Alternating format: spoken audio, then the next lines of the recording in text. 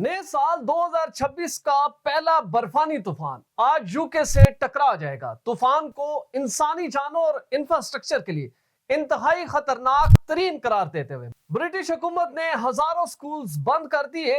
Motorways, railways, airports, mobile और बिजली तक बंद कर दिए जाएंगे जमा देने वाले तूफान से इंसानी जानों को बचाने के लिए महकमा मौसमियात और NHS ने इंतहाई हंगामी प्लान तैयार कर लिया है।